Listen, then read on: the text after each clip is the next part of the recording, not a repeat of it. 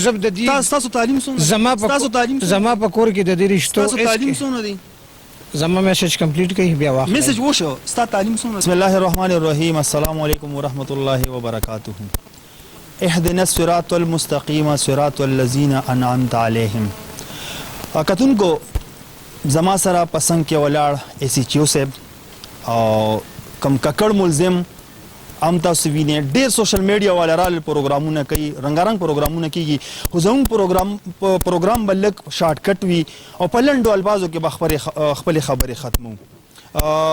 ایس ایچ او صاحب د ټولو نه مخکې خو زه تاسو ته مبارکباد در کوم په دې دا تاسو چې کوم ککړ ملزم نیولی دی نو په دې باندې موږ تاسو ته او د کې پي کې پولیس ته خپل مشرانو ته ډي آی جي صاحب ته ټولو ته څومره چې دي تاسو سره که په وړه سطح دي که په غټه سطح دي ټولو ته موږ مبارکباد ورکوو بسم الله الرحمن الرحیم مهرباني ملګري ستاسو ډیره مننه چې تاسو په دې شپه باندې دونه تکلیف وکړو راغئ زه به دا ووایم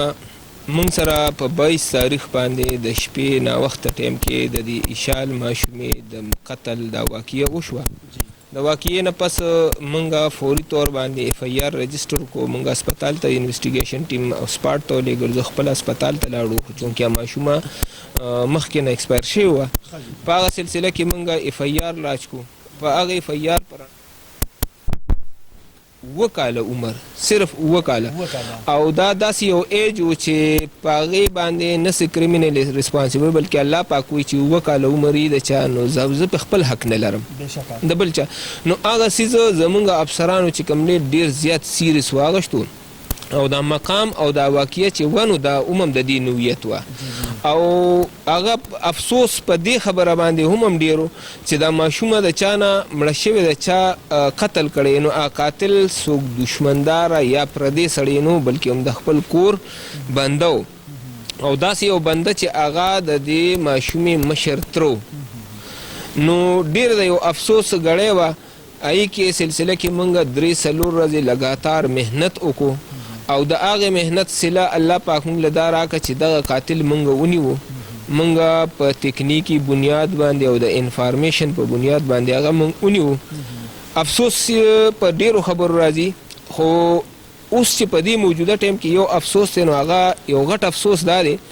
چې یو سړی الله پاک وایي چې د دې اسمانه پورې د ځمکې نه اسمانه پورې دونه ګناهونه وکړه او ما ته راشه توبه وباسه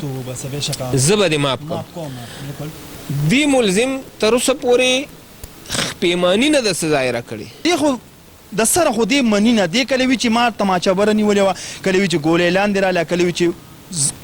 کله په یو باندې الزام لګول کله په بل باندې الزام لګول د پوسټمارټم رپورټ مطابق آیا دا ډز سیده شوی دی که نه بره شوی دی پوسټمارټم رپورټ چونکې پای کې هغه سیچرډې سنډې پکې منځ کې راغلي وو د هغې په وجه لږ ډیلی دی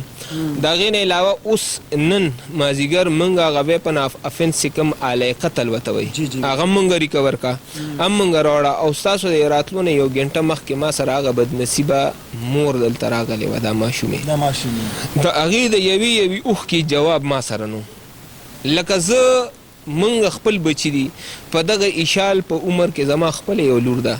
نو چې زه هغه ایشال تصویر ته وګورم نو ما ته خپله بچی را یادېږي نو موږ که په دې کیس کې الله پاک کامیابي را کړې ده نو صرف په دې وجه نه را کړې چې موږ پولیس واله یو بلکې په دې وجه هم موږ ته یو کامیابي الله پاک راکړه چې ما به دې ماشومې ته کتل نو ما ته به خپله لور را یادېده نو په هغې وجه باندې او د دې ماشومې هغه وینه الله پاک ضایع کوله نه دې ملزم چې څومره منډې والې خو دا به الله پاک په موږ باندې ګیرولو او نن هغه یو ډز چې موږ د ټول قام ته وایو پښتنو ته وایو موږ وایي اسلام او پښتو غیرت نو په خوله باندې اسلام خو کله چې پریکټیکل راشي ریل ژوند کې راشي نو موږ اکثر غیرت تپاره اسلام شاته کو او د هغې نتیجه څه ده د هغې نتیجه دا ده چې نن یې په لاس کې هتکړی لګېدلی دي دی به ټول عمر غیرت د کړي خو د دغه ګړی چې کوم دا غیرت و که نه نو دا دی د اسلام منافي روانو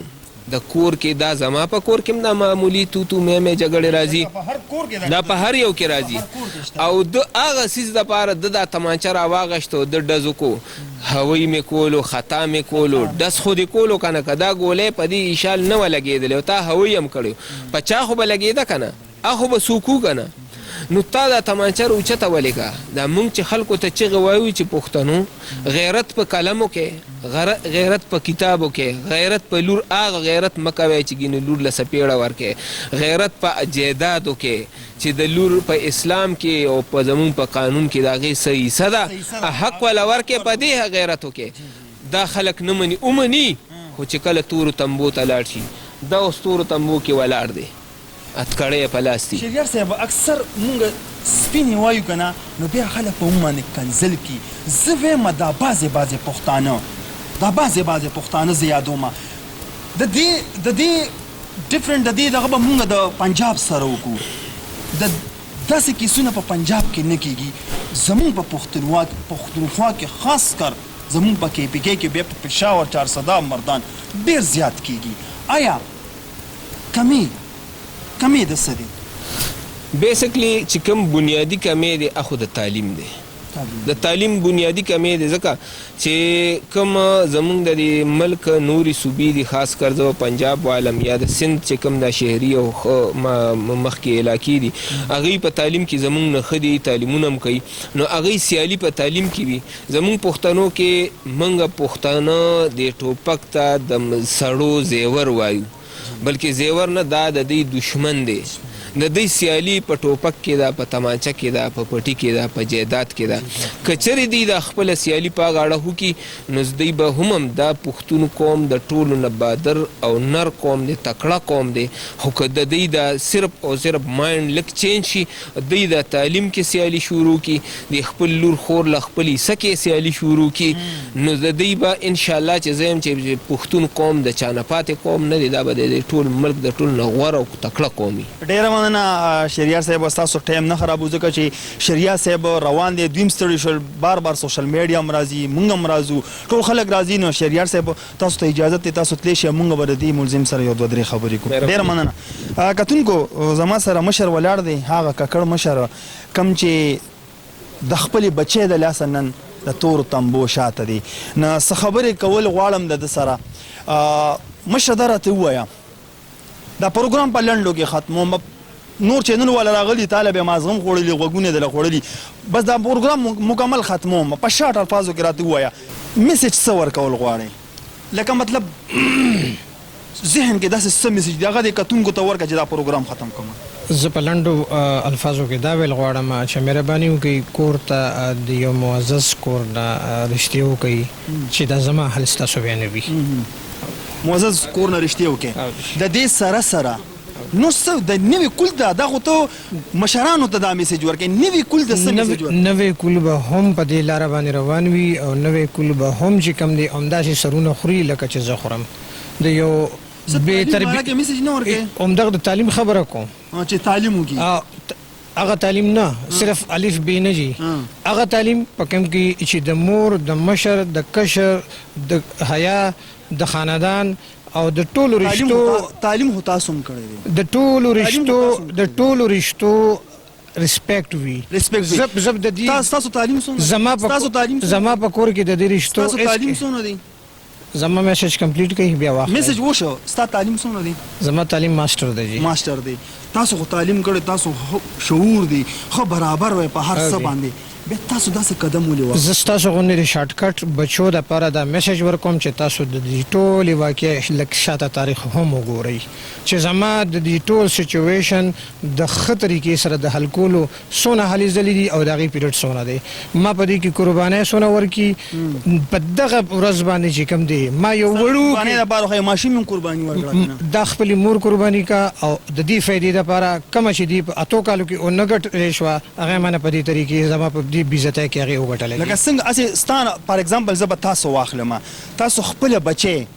د چا دپاره داسې قربان کولی شي